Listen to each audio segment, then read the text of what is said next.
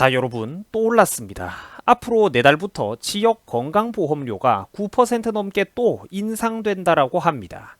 야, 이거는 뭐 자고 일어나기만 하면 세금이 오르고 전기요금이 오르고 이제는 하다하다가 건강보험료까지 또 올려버리니까 국민들이 도저히 버틸 수가 없는 상황이라는 것입니다. 자, 지역 건보료라고 여러분들이 검색만 해보셔도 지역가입자 건강보험료 인상에 관한 소식들이 수십 건 이상 자료가 쏟아져 나오고 있습니다. 자, 자세한 소식을 저와 함께 알기 쉽게 한번 알아보도록 하겠습니다. 자, 여러분, 앞으로 우리나라 국민들의 건강보험료가 사실상 오르게 될 전망이라고 합니다. 건강보험 지역가입자의 가구당 월 평균 보험료가 이달부터 8,245원 이상 오를 전망이라고 하는데요. 자, 놀라운 거는 연평균 2천만 원 이하의 주택임대 소득을 갖고 있던 사람들에게도 건강보험료가 부과가 된다는 점입니다. 돈을 적게 벌던 사람들에게도 이제 건보료가 부과가 된다는 것이죠. 자, 이로 인해 가지고 전국에 258만 세대 이상이라는 엄청난 숫자의 국민들이 보험료 상승으로 인한 직접적인 피해를 보게 될 전망이라고 합니다. 자, 어찌됐건 우리가 확실하게 요약할 수 있는 것은 국민들 거의 대부분이 지금까지보다 더 많은 건강보험료를 앞으로 내고 살게 될 것이라는 겁니다. 자, 알기 쉽게 제가 한번 예를 들어 보겠습니다. 서울 마포구에 살고 있는 65세의 한 은퇴자를 예시로 이 상황을 한번 예를 들어 볼게요. 자, 이 은퇴자분은 11월 달이 다가오는 게 연말이 다가오는 게 두렵다라고 합니다. 자, 이 사람은 어떤 사람이냐면 은퇴 후에 85만 원 남짓한 그런 연금에 의존을 해가지고 생활을 하고 계신 분이에요. 자, 그런데 이런 분들조차도 건강보험료가 갑자기 대폭 오르게 생겼다라고 합니다. 그 왜 그렇게 됐느냐? 아시다시피 요즘 서울 수도권 지역의 아파트, 부동산 가격이 폭등을 해버렸기 때문입니다. 다주택자도 아니고 본인이 직접 실거주 중인 아파트 한 채가 전부인 사람인데 최근 아시다시피 문정부가 부동산의 공시가격을 엄청나게 올려놔 버렸지 않습니까? 이로 인해 가지고 집값 상승이 반영되어 버려서 건강보험료도 인상이 되게 됐다라는 겁니다. 자, 그런데 문정부가 최근에 이런 식으로 국민들에게 건보료를 많이 뜯어가는 것은 부당한 처사입니다. 왜 그러느냐?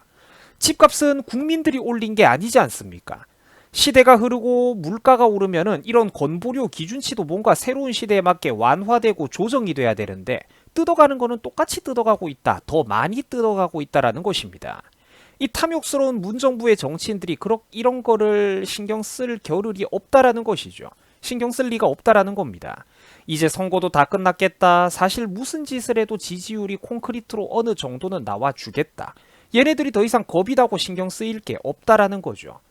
국민들한테 세금을 인정사정 없이 뽑아 먹어야 자기들이 부실하고 방만하게 운영했던 각종 공공기관들, 국가 재정들의 빈 구멍들이 메꿔질 수가 있기 때문입니다. 사실상 더 많은 것들을 뜯어내려고 이런 짓을 하고 있는 거죠. 자, 방금 보셨던 65세 은퇴자분의 예를 하나 더 들어볼게요. 이분은 지난 2017년 말까지만 하더라도 월 17만 9천 원의 건보료를 내고 있었습니다. 자, 그런데 이게 작년에는 월 20만 9천 원까지 상승을 했고 심지어 올해 말에는 23만 1천 원까지 또 대폭 상승하게 될 전망이라고 합니다. 1년마다 늘어나는 퍼센테이지를 보면 어마어마한 비율이죠. 정리를 해보자면 3년 새 이 사람은 이제 3년 새 월 건보료가 5만 2천 원 이상 증가를 했고 연간으로는 62만 4천 원 이상 뛰어오른 셈입니다. 흔히 하는 말로 네 월급 빼고 다 오른다라는 이 농담이 이제는 더 이상 농담이 아니라는 것입니다. 자, 사태가 이렇다 보니까 국민들은 내가 집값을 올렸냐 이렇게 분통을 터뜨리고 있는 상황입니다. 남의 일이 아닙니다. 시청자분들께서도 이미 직접 겪고 있거나 혹은 여러분들, 학생 여러분들의 부모님들이 직접 겪고 있는 문제라는 것이죠. 남의 일이 아닙니다. 집값은 문정부의 실패한 부동산 정책이 올린 것이지 국민들이 올린 게 아닙니다. 또한 집값이 오른다고 해서 국민들의 월 소득이 오르는 것도 아닙니다. 그리고 문제의 잘잘못을 똑바로 봐야 됩니다. 문정부와 더듬어 만진 당의 부동산 정책이 실패함으로써 서울의 집값이 폭발적으로 상승하고 이런 일이 벌어진 것이지 여기에 국민들의 잘못이 어디 있습니까? 정부의 부동산 정책이 실패를 해서 집값이 올랐다라는 것이죠. 또한 집값 문제에 대해서도 우리가 할 말이 많은 게 최근 서울의 집값이 엄청나게 오른 것은 물론 사실이지만 그렇다고 해서 서울 지역의 인프라나 교통 가치가 지난 몇 년 동안에 3배, 4배씩 좋아진 거는 또 절대 아니지 않습니까? 정부가 뻘짓거리를 해가지고 부동산 가격이 오른 것이지 정부가 국민들에게 그만큼 베풀어 준 것은 절대로 아니라는 것이죠. 자, 그러면 이런 상황에서 단순히 집값이 명목상으로 얼마 상승했다고 해서 국민들에게 과거에 몇 배가 넘는 세금을 갑자기 뜯어내고 요구하고 건강보험료를 더 많이 내라고 하는 것들이, 자, 이런 요구를 정부가 하는 게 과연 바람직하고 정상적인 요구입니까? 아니라는 것이죠. 사람이 할 짓거리가 아니라는 거예요. 이거는 칼만 안 들었지 강도가 따로 없는 짓거리입니다. 사실상 국민들에게 세금을 더 많이 뜯어내려고, 건보료를 더 많이 뜯어내려고 일부러 부동산을 폭등시키고 일부러 공시지가를 높이 올리고 있다라는 겁니다. 지난 정부들은 바보라 가지고 공시가를 안 올렸겠습니까? 현실적인 문제들이 있고 국민들의 삶의 편의를 위해서 그렇게 했던 것이죠. 자, 그런데 지금의 이 정부는 도대체가 국민들의 눈치도 안 보고 지들 마음대로 국가 운영을 개판치고 있다라는 것입니다.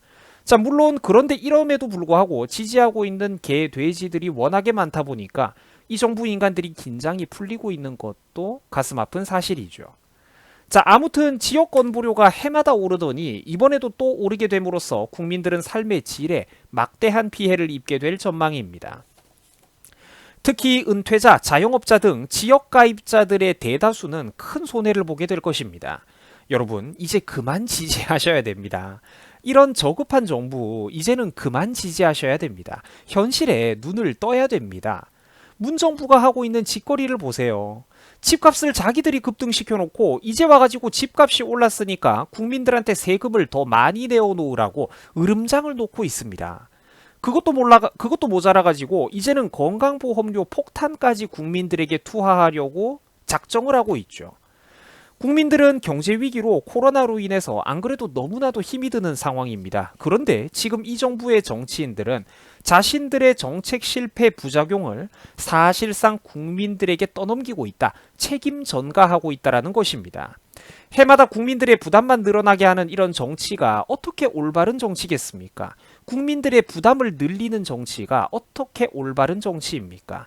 은퇴자분들, 자영업자분들, 자녀들이 요즘 나이 먹어도 취업하기도 힘들고 아직까지도 지금 우리나라의 50대, 60대 분들도 돈 들어갈 곳이 지천인데 나라에서 지금 다 뜯어가고 있지 않습니까?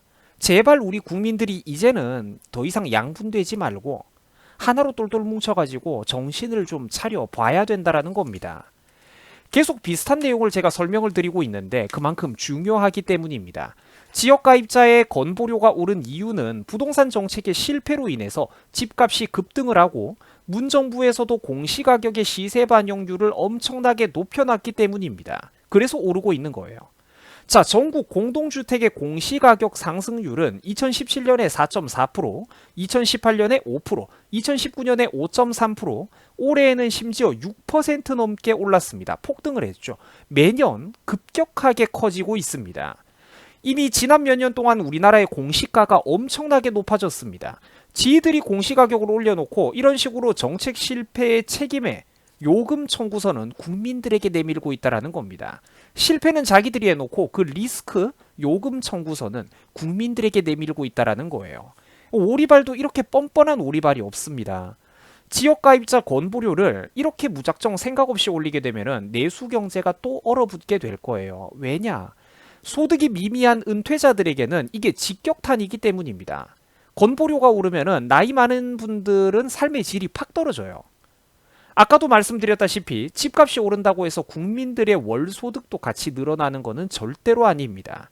한 달에 국민들이 벌어들이는 것은 다 고만고만하고 똑같은데 나라에서 뜯어가는 것만 갑자기 2배, 3배 이상 증가된다고 하면은 당연히 국민들의 삶의 질은 직격탄을 맞을 수밖에 없지 않겠습니까? 제발 좀 그만 지지를 해야 될 텐데 진짜 큰일입니다. 예전에는 그래도 금융소득이라든지 주택 임대소득 같은 것들이 연 2천만 원을 넘지 않으면 건보료를 안 내기라도 했었습니다. 이 서민층에 대한 최소한의 배려였었죠. 이명박 때도 이랬고 박근혜 때도 이랬습니다. 예전까지는 그랬어요. 자, 그런데 이제는 상황이 달라졌습니다. 다 뜯어먹겠대요. 피도 눈물도 없는 문정부는 이제 이런 데서도 전부 다 건보료를 뜯어가겠다라고 하고 있습니다. 이 차라리 벼룩의 간을 빼먹지. 금융소득, 주택임대소득이 적어도 무조건 다 뜯어가겠다라고 정부가 눈에 불을 켜고 벼르고 있다라는 겁니다. 아직까지 이런데도 불구하고 내가 서민인데도 문정부를 지지한다? 사람 아닙니다. 사람 아니에요, 진짜로 여러분. 그 뉴스 기사를 검색만 해보셔도 이렇게 자료가 쏟아져 나오는데 지역가입자 건보료가 오른다는 우울한 소식들이 이렇게 지면을 가득 메우고 있는데 왜 대한민국 국민들은 정신을 못 차립니까? 정신을. 가구당 평균 8,245원 이상 오른다고 하면은 이게 적은 게 아니에요. 이걸 개별적으로 케이스 바이 케이스로 떼놓고 봤을 때는 건보료가 엄청나게 많이 올라가는 국민들도 최소 수십만 명, 수백만 명 이상 된다라는 소리입니다. 아까 200만 세대가 넘는다고 했잖아요. 부동산 정책 실패를 자기들이 해놓고 공시지가, 공시가격도 자기들이 올려놓고 정책이 실패하자 그 책임은 국민들에게 떠넘기고 있는 형국이라는 것입니다. 이거는 진짜로 사람 정부가 아닙니다. 사람 정부가 아니에요. 여러분 수고하셨습니다.